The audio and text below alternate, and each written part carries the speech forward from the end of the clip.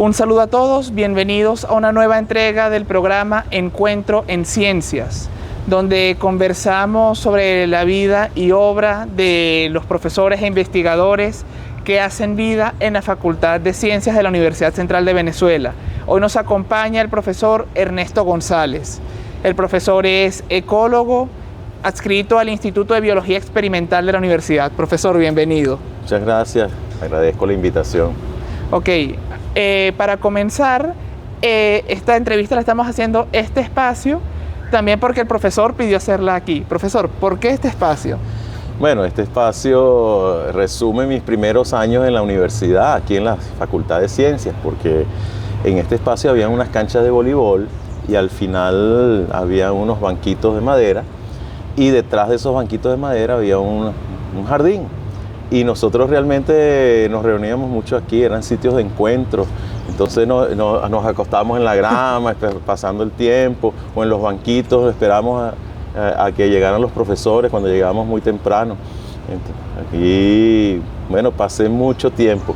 E incluso en este espacio se hacían los actos de imposición de medallas, se contrataban unos toldos y entonces las sillas, todo eso, y todos nosotros en los alrededores. Entonces me acuerdo de esos actos de imposición de medallas aquí en esta zona. Entonces me trae bonitos recuerdos, además que espacio abierto.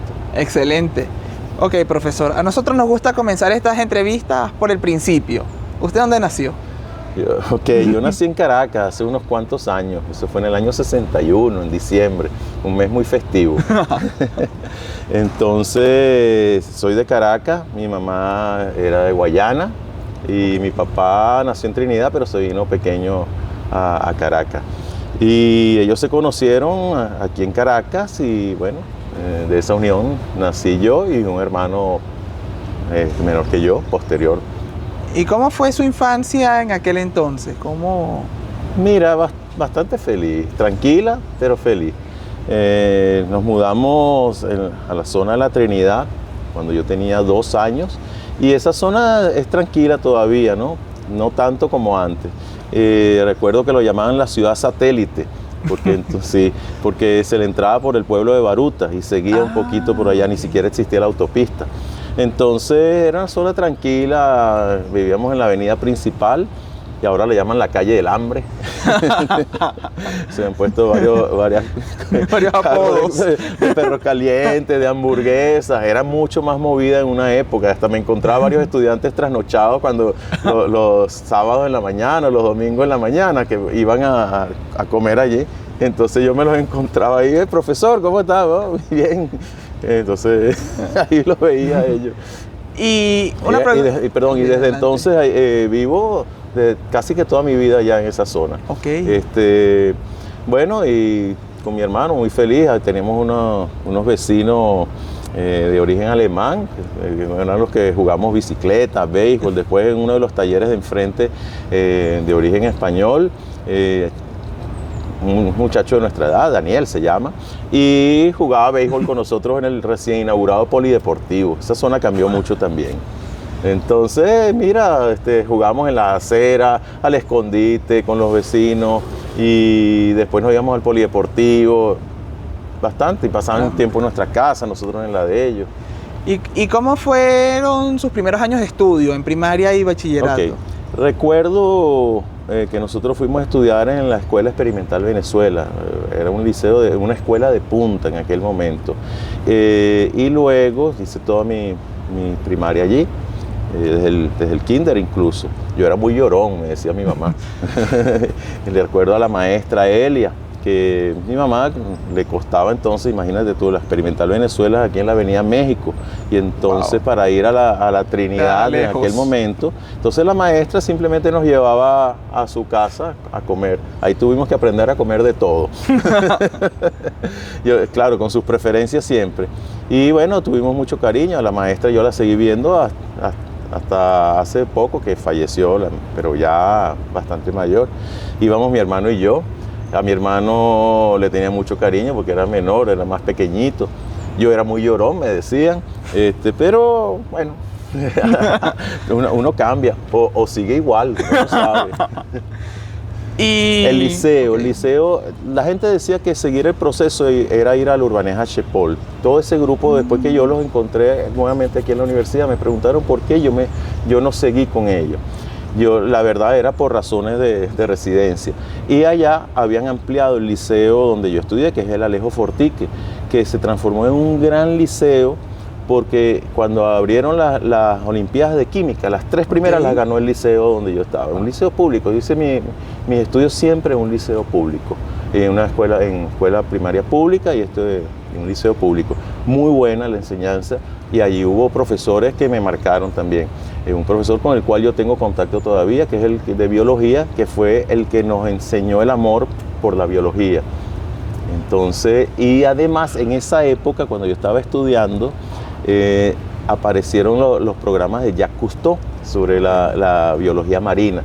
Bueno, eso fue para mí determinante, porque yo dije, yo quiero ser biólogo marino en aquel momento. Y yo sabía que me iba a tener que ir a estudiar fuera de Caracas, porque la biología marina se estudiaba en Cumaná, en la UDO, Universidad de Oriente. El caso es que desde entonces, y además como nos dieron la materia de biología, este profesor cuarto y quinto año, Humberto González se llama, y bueno, yo quedé marcado por la biología y además a él le gustaba mucho la parte de genética. Si yo no hubiera sido biólogo en la parte de ecología, me hubiera ido a lo mejor por genética. Lo que pasa es que el campo, el mar me gustaba mucho más. Bueno, así llego yo a los estudios de biología. Me fui a Oriente, fui aceptado por la OPS en su momento. Sin embargo, el ambiente allá en la UDO, mira, yo sentí la ciudad de Cumaná un poco hostil para mí. Un muchacho de 17 años, recién cumplido, porque empezamos en febrero y yo lo había cumplido en diciembre, los 17. Y además tenía la novia aquí, me acuerdo. Claro. Entonces, oye, era duro, yo quería volver. Entonces, me acuerdo que todos esos puentes que hacían los días feriados, entonces que quedaba el viernes libre o el lunes libre, Caracas, yo los aproveché todos en el primer semestre. Claro, amor de lejos no dura, para no decir la frase. Y bueno, eso quedó hasta ese primer semestre. Sin embargo, el ambiente realmente en Cumaná no fue, tuve mala suerte en eso, porque el cumané es una persona hospitalaria, pero en el área donde yo estuve no fue lo más agradable. El ambiente de la universidad sí me gustó parcialmente con los compañeros, hice buenos amigos que todavía los atesoro como buenos amigos, y profesores, que ahora que son profesores allá también los tengo en contacto, pero el ambiente final, cuando haces el balance, no me gustó. Entonces aquí dije, bueno, prefiero obtener un título de biología, después derivaré hacia lo que me gusta, y entonces me vine para la Universidad Central, hice las equivalencias y entré en un híbrido segundo o tercer semestre. Tuve que repetir las matemáticas acá, a mí nunca me rasparon, pero no me dieron esa equivalencia. Pero me sirvió porque aquí salí bastante bien y en las matemáticas me fue bastante bien. Bueno, así llegué yo a mi querida Facultad de Ciencias de la UCB. Ok, porque una de las cosas que nos gusta preguntar es, bueno, ¿cómo nace esa vocación científica? Ya nos ha conversado un poco. Sí. Y aprovecho también de preguntar entonces, bueno, ¿qué rol, no, desempeña la formación de esa vocación un buen profesor en bachillerato? Que también me llamó la atención que lo mencionara en ese punto, ¿no? Es como en todo, tienes que querer lo que haces, tiene que gustarte lo que haces.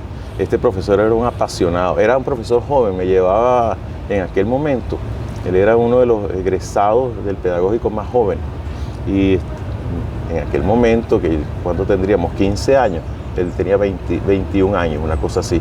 Entonces era un muchacho como nosotros, ¿no? Claro, lo que pasa es que él era alto, gordo, entonces tú lo veías todavía hacia arriba, ¿no? Pero era una persona muy cercana, hablaba con todos, bueno, todo el mundo lo quería de padrino. Más bien él renunció a ser padrino porque decía, oye, voy a acapararlos a todos, entonces a la gente no le gusta. Pero fue él como el padrino putativo, porque él estuvo allí. Lo hicimos subir al podio igual cuando nos graduamos. Y es un profesor que hasta aún hoy es muy bueno. De hecho, la anécdota con él es que yo, fui su alumno, él me apreciaba mucho porque yo era muy tímido, muy callado. En esa época había otros que eran más faranduleros, por decirlo así, o eran más notorios, eran muy buenos estudiantes. Por cierto, uno de ellos es el actual rector de la Universidad Simón Bolívar, en física, muy bueno, profesor Stephanie, aún tengo contacto con él, porque a veces nos reunimos ese grupo de bachillerato que fue muy unido también, pero eso a raíz del WhatsApp nos unimos más, ahí depuramos, algunos que ya no querían estar, otros que sí, y entonces, bueno, estaba muy bueno, salía muy bien en las clases, en sus exámenes, había otro que le gustaba también la física, y ya de ahí veníamos otros que teníamos buenos estudiantes, no como este par de personas que eran, que todos decían, los genios del salón. Entonces, más bien, el profesor de biología decía, no, pero es que todos ustedes son valiosos, o sea, nos reforzaba la autoestima en ese aspecto, se reunía uno a uno, y después, como yo era biólogo, él me lleva también a trabajar con él, pero eso después me imagino que eso será un poquito más adelante, cómo llego yo acá. Llega a la universidad. ¿Cómo es su experiencia al llegar acá a la universidad como estudiante? Bueno, en la universidad, primero en la UDO, bueno, llegar solo a una ciudad, residencia, mucha nostalgia de la casa, por supuesto. Y luego aquí, bueno, había que integrarse porque ya no empecé desde cero, sino que venía con unas materias. Sin embargo, los grupos que me tocaron, por cierto, habían 2 personas que hicieron el traslado y empezaron también conmigo. Entonces nos encontramos en algunas materias, la matemática, la física, y de ahí fuimos derivando. Cada quien, uno se fue por tecnología, otro se quedó más con el área de suelos y tal, pero eso ayudó mucho y pudimos hacer un grupo bastante importante ese primer semestre. Luego, en el segundo semestre que yo hice aquí, que ya sería después de biología vegetal, conozco incluso al profesor Santiago, que fue como el profesor más cercano de ese momento, con el cual, el profesor Santiago Gómez, que ustedes también lo entrevistaron, con el cual hice una amistad grande también, porque a él le gustaba como yo hacía los seminarios. En aquel momento. Y ese grupo se integró mucho en el laboratorio, después en biología animal el semestre siguiente, porque éramos como un grupo que quedó sin sección. Y eran 20 personas, que bueno, ¿y dónde estamos? No aparecemos en las listas. Entonces generaron una sección con ese grupo y resulta que ese grupo fue muy unido hasta que cada quien se fue por su departamento, unos por celular, otros por tecnología, otros en zoología, botánica, pero ese grupo de verdad fue muy unido, inventábamos muchas cosas juntos y además era un grupo muy sano. Por supuesto, había los que bebían y todo eso y se podían exceder un poco. Yo era más bien el más sano de todos en ese sentido, sano entre comillas. Pero a mí me gustaba acompañarlos porque había muchos serenateros. Algunos estaban en la coral, tocaban instrumentos. Entonces nos reuníamos siempre en una casa, simplemente un rato a tocar, echar broma, bailar. Bueno, lo que hacíamos en aquellos momentos, ¿no? Y mira, compartíamos mucho. Nos encontrábamos, vamos a encontrarnos en la facultad, vamos a ir a casa de fulanito, vamos a casa del otro. Entonces siempre buscamos cómo llegar. En aquel momento creo que el transporte era mejor porque yo me acuerdo que a las 12 de la noche iba a agarrar una camionetica para la casa. Y ahora es imposible. Para la Trinidad. Ahora es imposible. Wow. Y en varias ocasiones ahí fue cuando tuve la experiencia de quedarme en casa de ellos durmiendo, estudiando y durmiendo. Había un grupo que estudiaba biología animal, que éramos 10 que nos quedamos en casa de una de las compañeras de estudio y la mamá, por cierto, era colega de mi mamá. La llegué a conocer, lo supimos después, farmacéutica. Y entonces ahí nos quedamos y esa señora, bueno, uno llevaba a veces algo que contribuir, pero la entrada a la casa era una pregunta que podían hacer en el examen. Entonces era el papá de la compañera, nos abría la puerta, dice, dime, ¿qué estás estudiando? Biología animal. Dame una pregunta, ¿qué es la larva trocófera? Entonces, claro, uno iba a estudiar eso, pero yo venía ya con cierta preparación. A veces me decían que yo parecía un nerdito, que ya un nerd, eso, y no, nada que ver. O sea, simplemente yo repasaba, tenía muy buena retención. Y entonces yo le respondí inmediatamente, no, esa es una de las larvas de los moluscos, esta cuestión, decía, los caracoles, tal. Y entonces, puede pasar. Entonces así entramos. Esa era la entrada, una pregunta que podía salir en el examen. Una cosa que también le iba a preguntar, habla mucho, bueno, de que el grupo unido hasta que cada quien va agarrando su especialidad, ¿no? ¿cómo fue usted definiendo qué camino quería tomar? Bueno, yo ya venía envenenado por la biología marina. Lo que pasa es que por cierto, el actual director del Museo de Ciencias de Margarita, el Museo Marino, él era un buen compañero, compartíamos gustos musicales también, después hablamos de eso. Sí.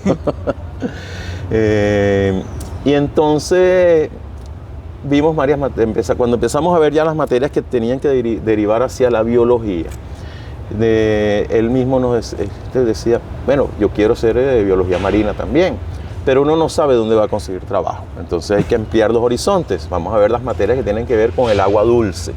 Y ahí es donde yo entro a ver ecología acuática, con la que sería más adelante mi tutora, Aida González Infante.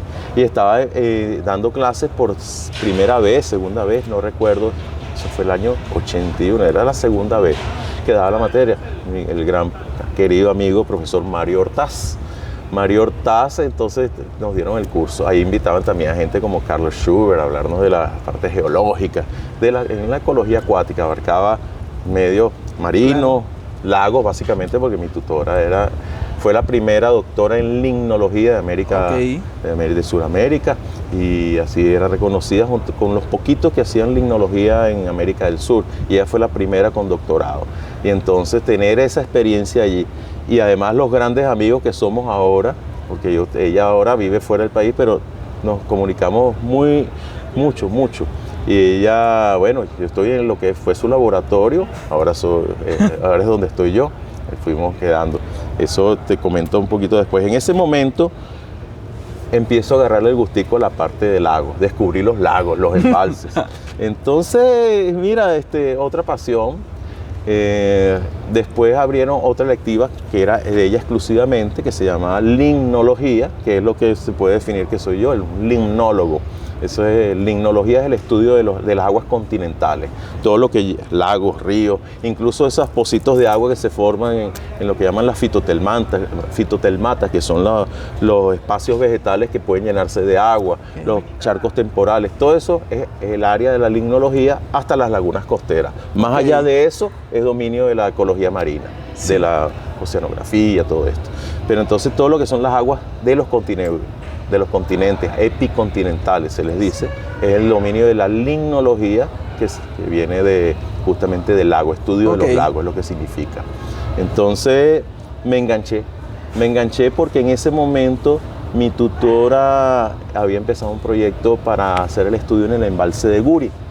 En la ampliación del embalse Guri. Había algunos estudios, pocos estudios de Guri, pero digamos sistemáticos y ese tipo de cosas. Entonces ella la busca la empresa Edelca de electrificación del Caroní, que tenían ahora el lago más ampliado, era digamos la primera central hidroeléctrica del mundo en ese momento, 100.000 megavatios que producía. Entonces había que hacer el estudio, y a mí me tocó hacer lo que llaman el estudio de la productividad primaria, que es simplemente la fotosíntesis del plancton. Entonces, en un sistema tan pobre hay que usar marcadores radioactivos, carbono 14. Entonces, es la primera vez que en ese embalse se hizo un estudio sistemático a lo largo de los meses. Había un estudio puntual, pero en esta ocasión, en ese embalse, yo hago el estudio a lo largo de un año. En mi tesis fueron 7 meses, porque eran 8 meses, 7 meses, pero decidimos llevarlo al año, y entonces salió una publicación que creo que es la más citada que tengo yo con Aida, mi tutora, y allí estuvo también un profesor del IBI que yo aprecio mucho, que es Jorge Paulini. Jorge Paulini es químico de la ULA, fue a trabajar al IBIC, pero empezó a trabajar en uno de sus cursos con la parte de marcadores radioactivos y esa productividad primaria también, y después estuvo haciendo química de agua. Ahora está haciendo química de suelos, pero no ha abandonado el agua. Y entonces Jorge ha sido, mira, tutor de mi seminario de grado. En aquel momento no era proyecto, era exposición de proyectos, sino era un seminario, una clase magistral evaluada. Jorge estuvo allí. En mi tesis estuvo Jorge. Luego, bueno, yo voy a trabajar en otros lados, hago mi concurso de oposición, Jorge estuvo allí. Mi tesis doctoral, Jorge fue el tutor. Y en todos los trabajos de ascenso, Jorge fue Ha estado allí presente. Jurado. Entonces terminamos siendo grandes amigos, yo le tengo mucho aprecio y hemos publicado juntos, tenemos nuevas publicaciones y él ha estado allí junto con otros queridos colegas. Entonces así me enamoro yo de las aguas dulces. Wow. Entonces, porque en aquel momento Aida me dice, justamente el pasillo este que va que baja del decanato, ella viene subiendo y yo venía bajando.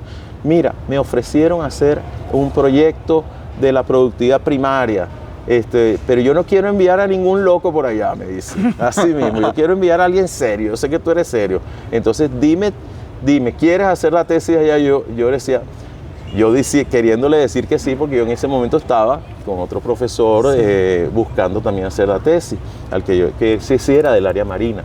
Claro. Era el profesor Roger Laughlin, que fue el tutor, uno de los tutores de la profesora Estrella Villamizar.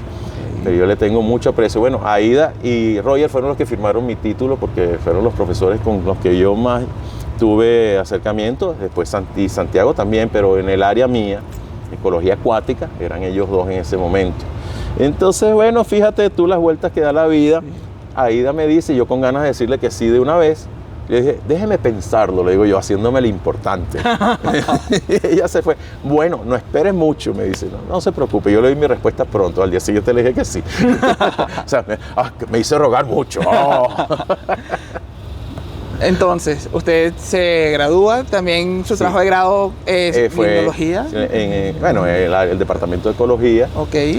Y de ahí yo no entro aquí a la universidad. Okay. Yo me fui en aquel momento a la Fundación Científica Los Roques, porque allí estaban buscando un biólogo para hacer justamente productividad primaria con carbono 14 en el área en donde estaba la estación biológica.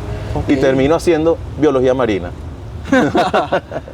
Y entonces, bueno, hago el proyecto, desarrollé un proyecto que iba a ser una tesis de grado de uno de los compañeros de acá, y al final no fue. Entonces se quedó así ese proyecto, un proyecto en aquel momento era CONICYT, el actual FONACYT. Y entonces los estudiantes de Roger Laughlin pasan por aquí. Ellos habían asumido las riendas de la fundación porque Roger Laughlin era el director científico de la Fundación Científica Los Roques. Y entonces le comentan que yo acababa de hacer una tesis con productividad primaria usando carbono 14 y dijeron, esta es la persona. Claro. Y me voy a trabajar 3 años en la Fundación Científica Los Roques. Fíjate tú, terminé ¿Y cómo fue la experiencia allá? Maravillosa. Lo único es que eso es muy lejos. Entonces allá todo el mundo decía, oye, tú vas para allá y no vienes tan quemado del sol y todo eso. Y todo el mundo quiere agarrar sol allá y tú trabajas en el paraíso. Ven, es que yo trabajo en el paraíso.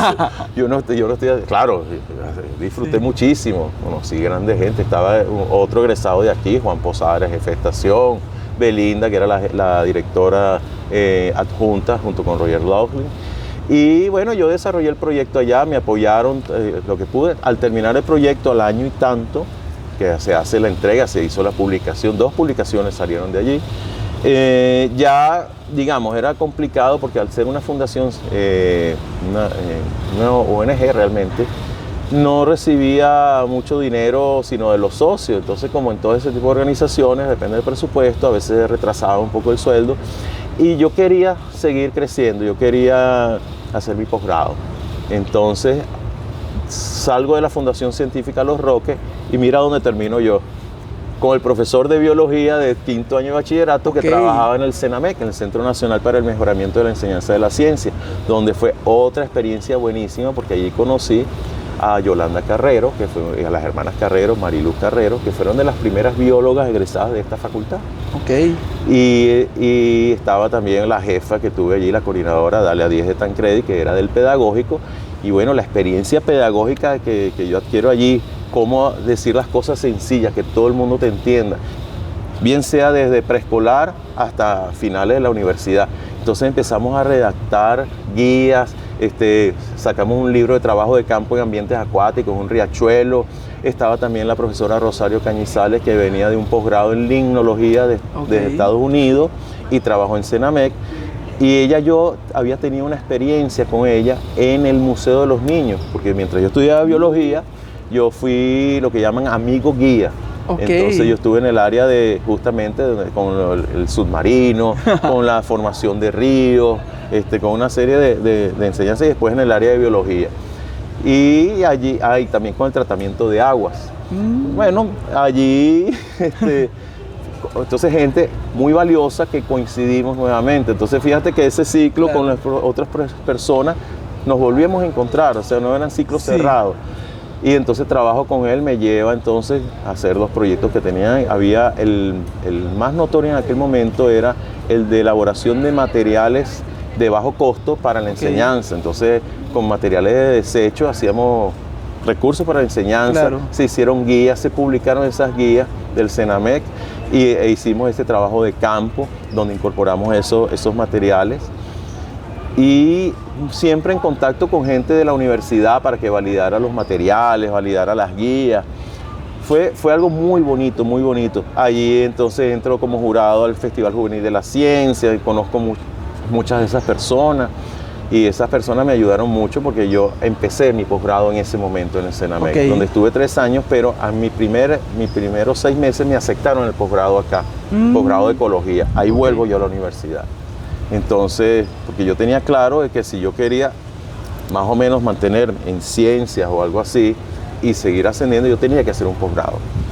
Bueno, se abre la posibilidad de hacer el doctorado acá directamente y Aida yo hablo con ella, me dice, Ernesto, tú eres la última persona que me queda de mis estudiantes porque ella estaba por jubilarse, así que creo que tengo una deuda contigo.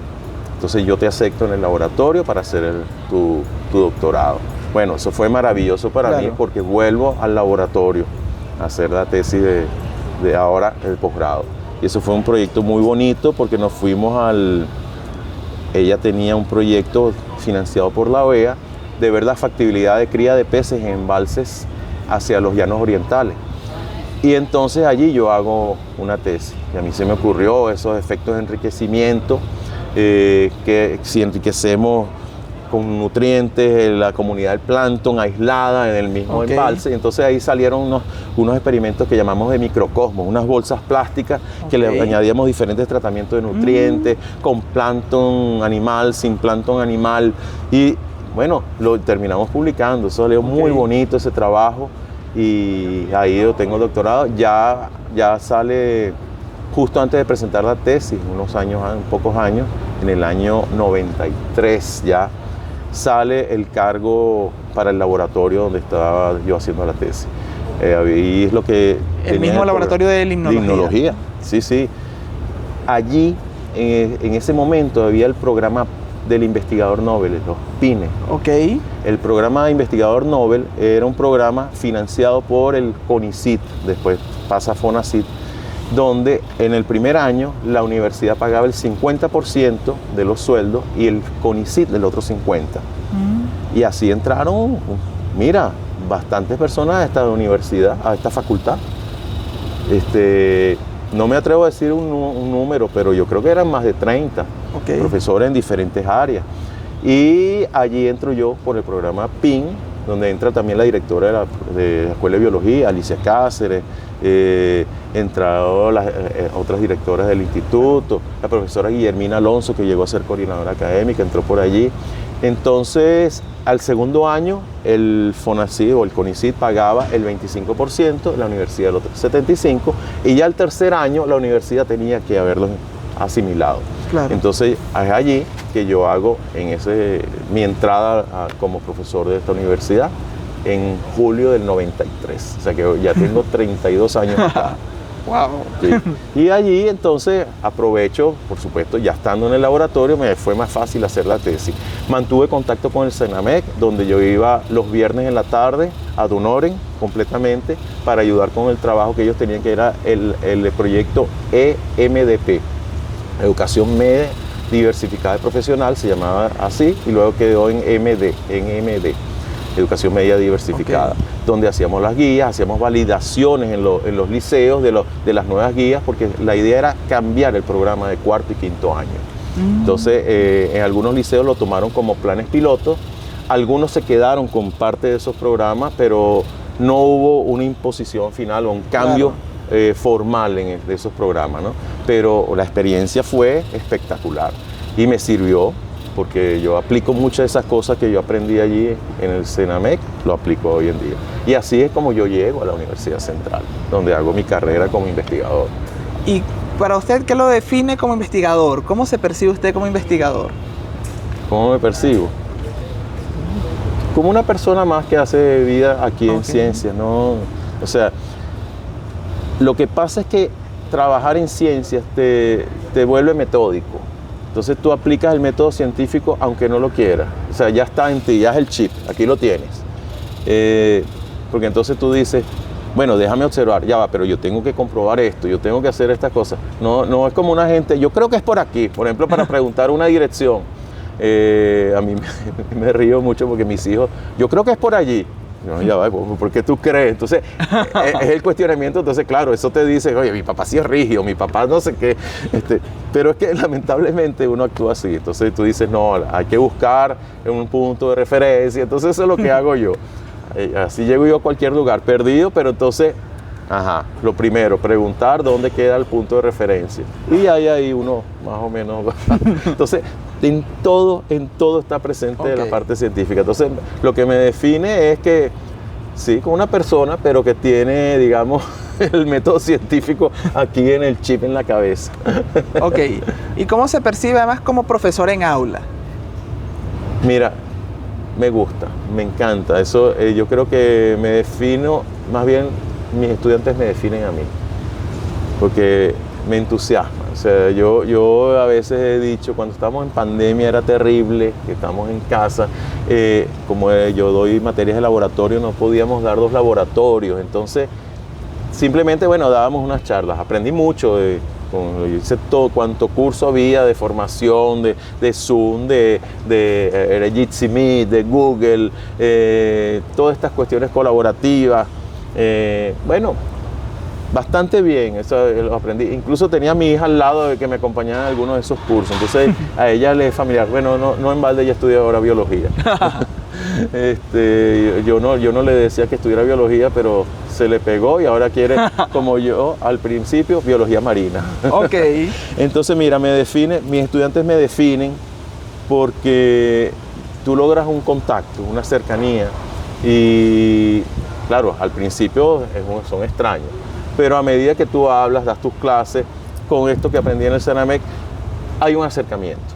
Y entonces, si tú ves que ellos, como te pegan los ojitos, encantados, como viendo lo que tú les dices, qué interesante, entonces ahí tú te entusiasmas, te llena. Entonces eso a mí me llena. Eso ha hecho que yo no piense en jubilarme todavía. Y cuando he pensado que ya es hora de colgar los guantes, como dicen, oye, tienes un grupo que te entusiasma otra vez. Mi hijo mayor me dice, oye, lo que pasa es que tú estás anclado en la universidad. Pero claro, él lo dice porque él me ve desde afuera, él no vive en Venezuela ya. Y me dice porque es que él me ve pegado en la universidad. Pero es que el problema es que la universidad está en mí y la universidad te pone unos compromisos, ¿no? Los compromisos de formación es importante. Ese es uno. Ahora yo, después de la pandemia, después de ejercer varios cargos administrativos, yo fui director del IBE. Primero fui jefe de departamento, pero ya eso es más académico, pero fui director del IBE y entonces tienes que dedicar mucho tiempo a esto. 8 años estuve en la dirección, sigo ayudando en el IBE, por supuesto, en el instituto, pero abandonas un poco. Entonces, después viene la pandemia, luego vengo a la coordinación académica, que yo estuve 3 años en la coordinación, que fue cuando te conocí. Y allí trato de activar servicios. Había un grupo maravilloso con el que pude trabajar, de Marisol Ortega en control de estudio, que es el corazón de esta facultad. Armamos el servicio de orientación, recuperamos inglés, la biblioteca, recuperamos cosas, pero bueno, lamentablemente el edificio todavía no está, la infraestructura no está lista, entonces esa como que me quedó pendiente a mí, pero estoy seguro que los que vienen, los que están ahora lo están haciendo. La confianza que me dieron los 2 decanos con los que me tocó compartir, que fueron Ventura Echandía y Ernesto Fuenmayor, mientras yo estuve en la coordinación, oye, me hizo aprender mucho en gestión y bueno, pero todo eso me hizo abandonar el laboratorio. Regreso al laboratorio ya cuando soy nuevamente un soldado raso, sin otro tipo de cargo, sino profesor, titular, todo lo que tú quieras, y el laboratorio en el suelo porque sufrió mucho en la pandemia. Tuvimos gente que lamentablemente entró al laboratorio, se llevó equipos, el laboratorio tuvo una inundación, oye, fue muy duro y yo acumulaba cosas allí y le decía a la gente, no, mientras tanto ponlo aquí, y al final era un inmenso depósito de cosas que bueno, lamentablemente, y equipos que ya estaban obsoletos, algunos sin funcionar, y un biólogo de campo como yo que tiene que ir a los embalses, tiene que llevar equipos, medir la temperatura, tomar muestras de agua, las redes de plancton, todo eso, oye, fue muy duro. Entonces yo tuve, digamos, como norte, para yo poder continuar, meter un proyecto que afortunadamente el actual Ministerio de Ciencia y Tecnología me lo aprobó. Le tengo que dar las gracias a la ministra Gabriela Jiménez en su momento, porque hubo un acercamiento.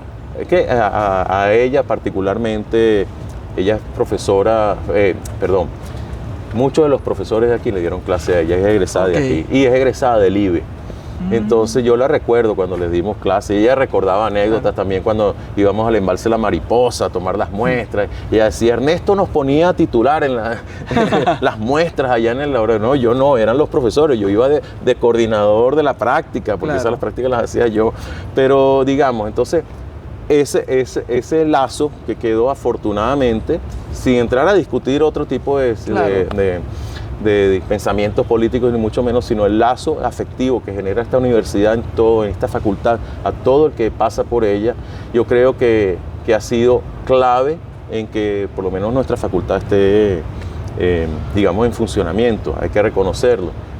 Después uno entrará en otros detalles y eso cada quien. Yo particularmente creo que esto, digamos, tiempo adicional que me he ganado después de esto ha sido porque pude desarrollar un nuevo proyecto, acomodé el laboratorio, pudimos comprar equipos. Tampoco es que el super equipo, ¿no? Bueno, dentro de las posibilidades, siendo modestos en los presupuestos, pero me ha permitido volver a ir de campo. Estamos yendo al embalse La Mariposa, donde por una situación que lamentablemente afecta a todos los caraqueños, que está a un nivel bajo y entonces hay un suministro, digamos, no muy abundante el agua, pero esa situación me ha permitido a mí comprar, como era el embalse antes, que tenía 16 metros de profundidad, ahora que tiene 1,8 metros, 2 metros. Entonces eso ha generado biológicamente un cambio. Y ese cambio lo estoy viendo yo en mis muestras, donde estoy encontrando unas especies que antes no aparecían, que son más bien de litoral y es difícil encontrarlas.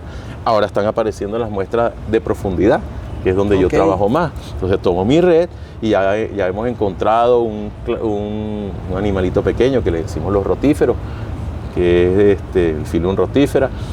Y esa parece que es la primera vez que se reporta en Venezuela. He encontrado de ese embalse 3 géneros nuevos de las pulguitas de agua, los que llaman los cladóceros. Encontré una especie que la encontró un estudiante, mi segundo tesista, imagínate tú, en el año 2000, por allá. Entonces él la encontró en 15 estaciones que hicimos un proyecto en aquel momento por el CSH. En 15 meses de estudio, 6 estaciones de muestreo y 3 niveles de profundidad, aparecieron 6 organismos, 6 nada más de esa especie. Esa muestra lamentablemente se perdió y no se identificó. Y ahora, en esta oportunidad, yo lo encontré. Otra vez, apareció uno. Lo tengo. Yo ya lo encontré. Me acuerdo cuando lo estaba contando en las muestras generales y lo veo. ¡Lo encontré! ¡Lo encontré! Me dijeron que sí estaba loco en el laboratorio. Me puse a gritar así, como ¡Eureka! ¡Eureka! Y mira, bueno, es que la universidad también, otras cosas, ese chance de poder ayudar a los estudiantes también desde la coordinación académica. En el instituto, la infraestructura, porque es un extramuro y entonces es más lejos, más complicado. Entonces, hacer gestión universitaria. Tuvimos un grupo en la universidad, me acuerdo, y ahí quedó como el germen en aquel momento, con el desaparecido profesor director de biología, Jesús Romero. Él vino después, pero nosotros fundamos la plancha 69, Wow. Cuando éramos estudiantes. Y esa es una anécdota porque yo una vez entré a los centros de estudiantes, hablando de hace unos pocos años, y todavía encontré el cuadernito donde yo llevaba mis anotaciones de los consejos de escuela. Que eso fue en el año 80 y tanto. Y entonces, bueno, ese grupo lo que dijo era, ante todo estudiantes, decíamos. En aquel momento dominaba mucho aquí una política partidista, era el grupo del movimiento al socialismo el que más... Y gente que lo veía con cierta simpatía, porque además eran estudiantes y eran compañeros de clase, entonces se les daba cierta simpatía, aunque no se identificaban políticamente, pero nosotros no nos gustaba como algunos de ellos trabajaban en los consejos de escuela, y entonces hubo un lío con un profesor que le abrieron un concurso de física, voy a omitir el nombre, los que vivieron la época sabrán quiénes son, y eso generó un movimiento que paró la facultad en su momento, exigiendo mejor docencia. Y bueno, en aquel momento se creó lo que llaman la coordinadora de biología, con grupos del grupo de trabajo de biología, y de ahí salió la plancha, porque nosotros decíamos que las elecciones tenían que buscar a los candidatos en asamblea. El otro grupo no, nosotros tenemos nuestro grupo conformado, si quieren saquen su plancha. Ah, bueno, la sacamos. Y entonces nosotros éramos la 69, entonces el nombre llamativo, ante todo estudiante. Yo llego a ser delegado estudiantil porque en aquel momento nadie tenía los 100 créditos aprobados y yo era el único, y yo, bueno, ni modo, me tocará asumirlo. Yo no le rehuí a los compromisos y a los retos, y así asumí varias cosas. Y creo que eso me ha ayudado mucho, ¿no? Bueno, si hay que tomarlo, hay que hacerlo. Ahora, en uno de esos retos nuevos, que como esto es anecdótico, te lo tengo que contar. Estábamos mi hija hace natación de alto rendimiento, ustedes saben, y resulta que en el club las cosas no estaban bien. Como yo no me quedo callado, empecé a decir esto no está bien, no está bien. Yo pensaba que yo más bien iba a generar como agotamiento, porque en los chats salían muchas cosas y yo siempre refutaba, eso está mal, no es. Y finalmente, en enero de este año, las cosas fue tan mal con la anterior junta directiva que decidimos armar una junta directiva para el club de natación, y terminé siendo el presidente del club de natación. Cuando yo en mi vida, que además nado muy mal, pero nado. Entonces estoy nadando otra vez desde hace un mes y medio, otra vez tratando de nadar un poquito, que ayuda porque las articulaciones están oxidadas. Yo jugaba básquet, aquí en mi época, mira, hasta siendo profesor, llegamos a ser campeones en ligas de profesionales y profesionales y lo que llaman la liga de veteranos, que entraban los antiguos entrenadores de Cocodrilos de Caracas y todo eso.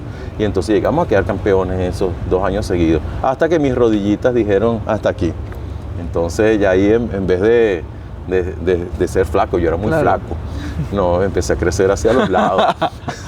Así como los árboles que crecen, ya después que alcanzan, siguen creciendo un poquito, yo no crezco más, pero a los lados sí, con un material no digerible, ¿cómo llaman? No sé. El caso es que hay que mover ese esqueleto un poco, y mira, la natación me ha ayudado, en el agua no duelen las cosas. Y entonces ahora en la vida de casa hago natación, agua, ecología acuática también. Excelente. Bueno, al principio de la entrevista, ya para irnos a esta última parte, ¿no?, donde preguntamos más por el ámbito personal, usted comentó que, bueno, la profesora, la maestra, ¿no?, los llevaba a ustedes a su casa para comer y que allí aprendió a comer de todo, pero con sus preferencias personales. ¿Qué le gusta comer a usted? Mira, descubrí, estando en el IBE, por cierto, que las milanesas de carne, de pollo también, pero las de carne, y mi mamá me enseñó que echándole un poquito de limón a esas milanesas y combinándola con puré de papas, eso era espectacular. Por supuesto, soy fan de las hamburguesas, una buena hamburguesa no la perdono. Caramba. Ok, también mencionó que en su juventud jugó béisbol, basquetbol. Aunque di unos buenos honrones aquí en la facultad, hasta para decir un juego con bases llenas. Y fútbol, jugué con el Deportivo Biología Fútbol Club, donde había gente también que jugaba muy bien. Yo era más bien relleno, pero metí mis goles. ¿Algún equipo porque tenga especial afición? Los Leones del Caracas. Lo lamento por mis amigos magallaneros. De La Guaira a los Toleros, los Magallanes les echo mucha broma, ellos a mí también. Basquetbol, me gustaba mucho el Cocodrilos de Caracas porque era el de la ciudad. Ese equipo tuvo muchos nombres. Primero eran los ahorristas, los ahorristas, eléctricos también, aunque los eléctricos eran más para el Carabobo en aquel momento. Yo me acuerdo que el primer juego que yo vine de basquetbol de una liga fue aquí en el gimnasio cubierto de la universidad, cuando se retomó la liga especial en los 70, a finales de los 70, ya 80, me acuerdo. Y me gustaban después, bueno, seguía más un poquito los Guayqueríes porque fueron campeones, pero a los ñeros de lejito, cuando iban internacionalmente. Aquí eran los Caracas, los ahorristas, los eléctricos, bueno, hubo una serie de nombres que tuvieron hasta que el que quedó más fue el Cocodrilo. Y además el médico jugaba básquet con nosotros, pero con los grupos de medicina. Que fue incluso el fisiatra de la selección de Venezuela. Todavía tengo contacto con él, todavía me da consejos para mis rodillas, a veces me ha atendido, trabajó en el IPP de la UCB, ahora tiene otro consultorio, pero él juega básquet todavía y es mayor que yo. Lo que pasa es que yo saltaba mucho, yo jugaba rebotero a pesar de mi tamaño y esos impactos, las rodillas no aguantaron. Bueno, también mencionó que cuando usted estaba acá había mucho serenatero. Sí. ¿Qué música escucha usted? Yo soy romántico, pero como me decían, tú eres un romántico añejado. Oye, me gusta, soy un romántico añejado. Yo soy fanático número uno, yo creo que sí, que cuidado sí entre los brasileños, de Roberto Carlos. Un cantante que ya lleva, mira, es el único artista vivo que tiene en 7 décadas ha cosechado álbumes. Lo conocí personalmente, una persona tímida y muy cercana, muy sencilla. Tengo, creo que todos sus discos. Por supuesto, eso me hizo tener una cercanía con la música brasileña, que me gusta mucho. Pero aquí cantaban música criolla, ¿no? Sin embargo, tú me pones a un disco de Roberto, te conozco la música cuando empieza, esté haciendo lo que estoy haciendo, volteo inmediatamente, ese es Roberto. Entonces sí, me conozco todos sus clásicos, sus cuestiones. Es que desde el liceo era así. Todos me decían, oye, este es el que le gusta a Roberto, un romántico añejado. Pero después me encuentro con que varias de las muchachas que echaban bromas, que ahora están de este grupo del liceo, decían, ay, a Roberto Carlos yo lo amaba. Ay, ¿por qué no me lo dijiste en ese momento? Le decía yo, ahora me lo vas a decir, ¿no? Y eso hemos tenido tema de conversación. Cónchale. Bueno. Y ahora no lo conocen. No lo conocen mucho, mucha gente no lo conoce, esta juventud. Dicen que que Brasil tiene 2 reyes, Roberto Carlos y Pelé. Y el rey Momo en el carnaval. Entonces sí, bueno, fanático. Es más, te digo, gracias a las canciones de Roberto Carlos yo aprendí a hablar portugués. Y eso es una cuestión que la gente, los brasileños, cuando los he visitado, a mí me he hecho buenos amigos, me dicen, ¿y tú viviste en Brasil, no? ¿Y cómo aprendiste? Con las músicas en portugués de Roberto. Tenía que mantener algo en esta entrevista de Roberto Carlos, porque eso me define también. Finalmente, usted ha hecho una carrera bastante larga. Sí. ¿Qué siente que le queda por hacer? Mira, uno no termina de hacer cosas cuando hace carreras de ciencia. Tal vez por eso mi hijo me dice que yo estoy anclado en la facultad. Porque fíjate, cuando tú has hecho algo y que tú dices de repente llegas, vamos a decirlo, como una meseta, un plató, y te quedas allí un tiempo y haces otras cosas, y de repente vuelves a trabajar. Y esta vez yo he tenido la suerte que he ido dos veces a Brasil el año pasado y a los congresos o simposios de mi área en sí, no áreas de otro tipo de áreas, que eso no hablamos. Yo soy el punto nacional focal del programa de aguas de las academias, de la Red Interamericana de Academias de Ciencias, que hemos sacado 3 libros que tienen que ver con las aguas en las Américas. Pero eso me dio un aprendizaje que tiene que ver más con el manejo de las aguas, contactar gente de las aguas, un campo. Agradezco mucho a los presidentes de la Academia de Ciencias.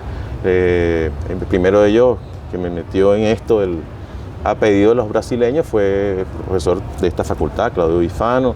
Estuvo también Yoconda San Blas, con Dacunto de San Blas, que me apoyó mucho, Mireya Golbácer, que es profesora de esta facultad, también fue presidente, ahora Liliana López, que también es profesora de esta facultad, también me ha dado respaldo como en ese trabajo que he hecho, y les agradezco mucho, aprendí mucho, pues hemos publicado, hemos hecho actividades, talleres, cursos internacionales, pero en el área científica mía, la limnología, volvía otra vez con estos dos últimos congresos, que estaba el Congreso Mundial y el de este año, el Simposio, que fueron los dos en Brasil. Y entonces ahí tú empiezas a ver nuevas tendencias, o lo que tú empezaste a hacer porque se te ocurrió, resulta que está de moda. Y entonces tú dices, oye, esa caracterización que yo estoy haciendo en América Latina la están haciendo. Lo que llaman eutrofización, que es mi campo de trabajo, que es la línea de investigación. Eutrofización es el enriquecimiento de nutrientes, eso que yo te mencioné en mi tesis doctoral, que genera un aumento en productividad biológica. Esa productividad biológica aumentada no necesariamente es buena. Realmente en la mayoría de los casos es más perjudicial por una serie de factores ecológicos, que eso meritaría de repente otro escenario para explicarlo, pero con todo gusto. Entonces, en ese tipo de escenario, me han llamado, me han buscado, con lo del lago de Maracaibo, eso del verdín, lo que pasó hace poquito en el lago de Valencia, que la mortandad de peces, todo eso se explica por el proceso de eutrofización. Y entonces poder dar una explicación a esas cosas basándote en lo que has trabajado, conociendo un poco de gestión con este grupo de LIANAS, de la Red Interamericana de Academias de Ciencias, el programa de aguas, la academia, y ahora retomando la limnología con este proyecto que estoy haciendo, donde he encontrado nuevas especies. Oye, te entusiasma, mira, hay nuevas especies, hay que describirlas, hay que reportarlas. Acabamos de encontrar un protozoario que se come un rotífero. Entonces, ese rotífero no se había reportado que se lo comían. Tienes que publicarlo, estamos trabajando en eso, hasta un video sacamos. Entonces, eso te entusiasma, te llena. Entonces, bueno, quieres traerte gente que lo vea. ¿Ves? Entonces, eso no ha terminado. No ha terminado. Claro. A lo mejor se termina uno aquí, lo sacan. Y ese que se quedó en su laboratorio encerrado, bueno, sáquenlo porque ya se quedó, hay que sacarlo. Pero seguro haciendo algo. Entonces, eso es lo bonito de ciencia, que tú sigues, buscas, sigues haciendo cosas. Ok. Y bueno, para despedir, le dejo la cámara también para que invite a las personas a ver estas conversaciones. Bueno, en primer lugar, agradecer la oportunidad de dirigirme a mis queridos colegas, a varios que son muy entrañables. Realmente todos aquí son entrañables, nos conocemos, bueno, 30 años, más de 30 años. Y a los nuevos que están llegando, muchos que han sido mis estudiantes también. Y ojalá se entusiasmen como uno, que quieran hacer la carrera universitaria. Yo sé que en estos momentos no es llamativa, pero eso tiene que cambiar. Miren y vean los programas porque uno se divierte. Yo por lo menos me divertí mucho con esta entrevista, recordando cosas, los espacios y además el ambiente. Entonces, los invito a que nos vean, a que vean este tipo de cosas, que nos conozcan, que participen, que cuenten sus experiencias, pero disfrútenlo. Yo lo disfruté muchísimo. Excelente. Bueno, profesor, muchísimas gracias. Bueno, un placer. Bueno, nos vemos en el siguiente. Gracias.